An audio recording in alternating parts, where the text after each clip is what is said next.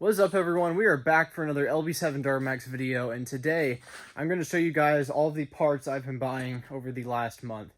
It is a lot, it has been expensive, and I am poor, so let's get into it.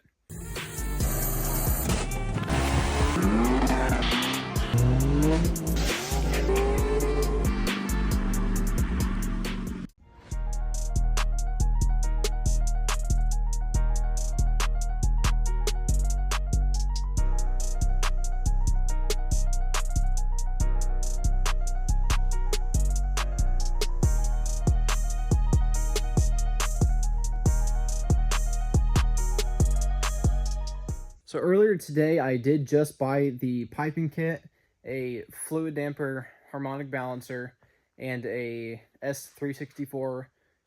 I think it's like I got a 0.91 housing. So I'm gonna get all that stuff in. I did get traction bars as well. Saved a little money on shipping there, but this is everything else I've bought. So this oil pan I did buy a while ago. I got the red PPE motor mounts. These were the most firm ones they make. There'll be a little extra cab noise, but the engine will not be going anywhere. So I do have that I need to get in.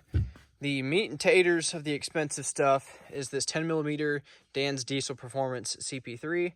Got the LBZ regulator on it, so it'll have to get retuned for that, which it'll get retuned anyway. And then 65 over injectors. I will explain why I chose 65s compared to something smaller or larger.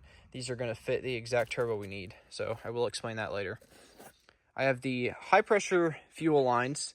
These were like $500 for some reason.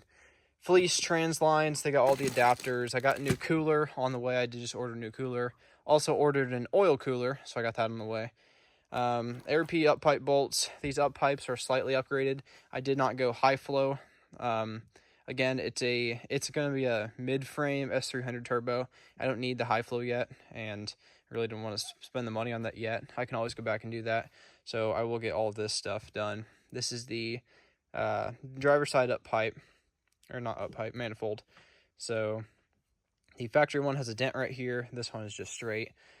This is one of the rough castings, though, one of the ones you got to kind of bore out yourself, which I got it for 80 bucks, so I don't really care. We'll get that taken care of. I have a pin kit for the crank, so I'll wait till the dampener gets here. The crank will be pinned.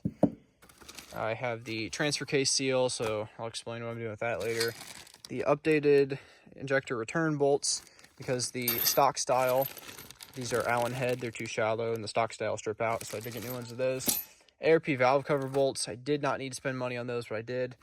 The race valve for the fuel rail, that'll help raise up fuel rail pressure just a little bit. It's part of the pin kit. Billet crankcase breathers, didn't need to buy these. These are all the rubber lines going to the high pressure pump, the ones on the rail as well, so I did get a kit of those. A transmission mount from PPE, same. I got the red stiffness, so it's going to be a little more firm, a little more noise in the cab, but it's going to be worth it. It's going to hold the trans in place. I bought this billet flywheel used from a guy I know. That's going to save 1.4 pounds on the flywheel, but I also have a triple disc converter, which is going to add all that weight back in. But the factory ones like to crack. It's a two-piece design. This is a one-piece flywheel, so we'll be installing that as well. For the transmission, that is a Go-Rend triple disc converter. I don't remember what stall it was. It was one of the more standard ones. I don't need a high stall or anything crazy. C3 oilers, which I'll show off the trans a little more later. That is a deep PPE pan. It has high performance clutches, billet input shaft. I should have done billet intermediate, but I did not. And the output shaft is stock. I'm not going to be doing four-wheel drive launches, so the output shaft will not matter. I also did a billet C2 hub. I did not do a billet C2 planetary because that was $1,000.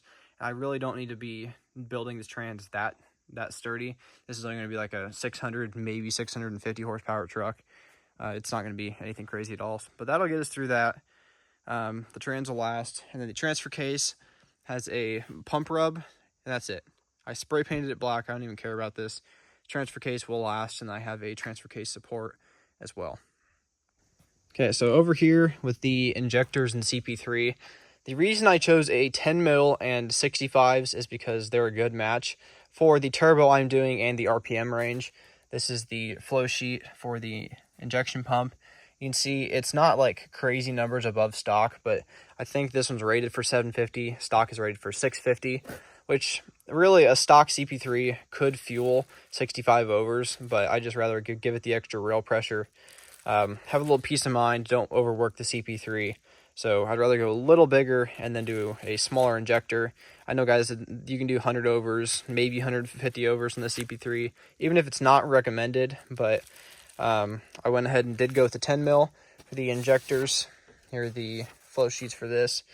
I'm not going to explain all the math because I barely understand it myself. I just learned a few days ago. But microseconds, basically, you have a range in your injection cycle where you need to get the fuel in, get it ignited, and then stop injecting fuel. So a lot of the stock S400 guys, these injectors are hung wide open. I think like above 3,000 microseconds, even higher than that. And it gets to a point where this stops injecting right as the exhaust valve opens. So then it just dumps black smoke everywhere. So the reason I went with these is because I plan to make power up to 3,500 RPM with an S364. I mean, that should be a good range. These 65 overs are going to get the fuel in, get the combustion process complete, and then hopefully have a clean burn. It'll take a little bit of tuning, but that is why I went with these. The 45s, they would be open a little longer. So basically, the higher up in the RPM you go, the shorter amount of time you get to inject. So this is why I went 65s. Realistically, I wanted 12 mil and 100 overs so I can get the fuel in. That's what everyone recommended, but these were expensive enough, so I went with these. Going to be a good injector. I believe it's like at least 2-year warranty on these. Again, Dan's Diesel Performance. I got their decal on the back, but this is going to be for a different episode. I was supposed to build the engine over here this week. I forgot to order injector hold down bolts. On the LB7s, obviously, the injector is under the valve cover. So I could put the CP3 in, do some stuff on the front, but injectors, I need to get the intakes on, and then valve covers. Mainly held up by the injectors. So I got everything else except the hold down bolts, because I forgot. Another note with the injectors, I did get SAC 65s, not VCOs. So for the injection pump side of things, I don't understand this one as much. So someone correct me if I say some information that's wrong, but I believe FCA is fuel control actuator, and then DC percent is duty cycle. So that's going to be like your FPR, how far open or closed it is. Feed pressure 1 bar, which I believe is like 14.5 PSI. 15 PSI, somewhere around there. And then obviously the pressures. So basically it's just saying, here's a ramp. It's going to make power. They tested at 3,500 RPM, so it's pretty neat. One last note about the injectors. The price difference from 45s to 65s is under $200. So really, just go for the 65s. It's a little more fuel than what you need, most likely, but these can be turned down. This will be a perfect injector. On a side note, it is crazy to think how small the nozzle holes are on these injectors. Like you can barely see them on camera. Like, yeah, you can kind of see them right there. But you got to think these are misting into the cylinder. It takes that high pressure and it like sprays it into a mist pattern. But that's just crazy. This just proves how important fuel filters are in keeping your fuel system clean, because those would be super duper easy to clog up if something went wrong. It's just crazy to think that they use microseconds to measure the injectors. That just proves how precise it is, how important it is that all of your equipment is on point. Because you got to think, when this is going at 3,500 RPM, this is going at about 50 turns a second, maybe a little faster than that, honestly. But that's a lot of rotating mass, and you got all your injectors, so you got to think, like, it's important to have a nice injection system, because the stuff it's doing, like, you can't even comprehend. It's so precise and accurate.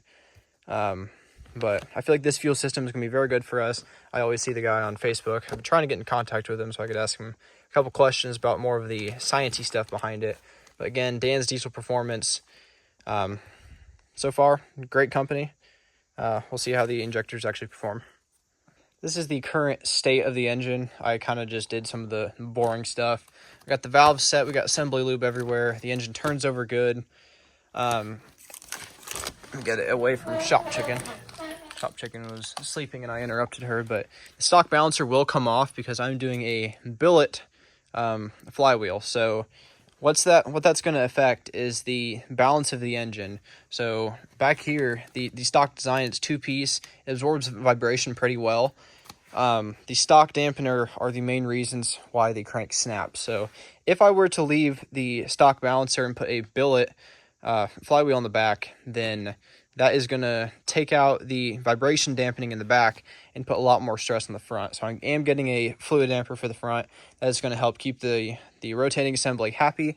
Again, I'm not going crazy high in the RPMs, but this motor just needs to last at least until I can build an actual built bottom end motor, but that's like 15 grand, and I don't want to spend 15 grand right now. Got the head studs in. It was main studded. I did not get this line board, which I probably should have, but I did check bearings with plastic gauge, so I am going to be we're just going to be confident that that is fine. I need to get the lower oil pan on, but that goes on, or sorry, I need to get the upper oil pan on. That goes on after the back cover. So basically, waiting on injectors. After I get injectors in, I can reseal the rest of the motor and get the lower oil pan on. Again, I got the PPE one, of course. It's got a little magnet on the drain plug. I need to find dowels for the transmission. Dowels that go right here. I don't know where these ones went. No idea. The triple disc I do have filled with fluid. That is ready to go. I'm excited about the trans. The trans is probably the most built part of this truck. This is an LB7 for anyone that didn't catch that in the start. This motor should be good for 600 horsepower. The rods in them bend at high RPM. That's why I'm keeping it like 3,500 RPM. It's also why I am doing a smaller frame turbo, not like an S400. Even if I did a small S400, those still make power up to like 4,000. And that's just a little more than I want to push that. So as for suspension, I got all this suspension done. We got kryptonite, everything. All that is done. The wheels and tires, which I can go ahead and put those on, actually. The FAS, I did not do a sump. So I probably will add a sump, but this is one of those things that I'll probably do it after the truck is done. The bed is coming back off if you did watch the last video. But I did put a decal on, Line Outlet Diesel. That's where I used to work, and that's where I get the great deals on my parts from. And then Dan's Diesel Performance. I kind of suck at installing decals, so I won't show that one too close. But yeah, that's basically the update for this truck. The interior is done, essentially. I just got to put this dash piece back in, which I don't know why I haven't done that yet. It's super easy, but this is all done. Super nice interior. I don't want to mess with it too much. I just kind of want to leave it as a clean stock interior. This is the worst part of the entire truck right here. Just a little rip in the seat. We're just going to cover that up. Not going to look at it. That's going to be it for today's video. Like I said, this Friday, Saturday, maybe next week, I'm going to have a video on that transmission, getting the transmission install done. Then the week after, the injector hold-down bolts, whenever they get here, the motor will be built. I'm super excited about that, but for now, thank you guys for watching. See you later.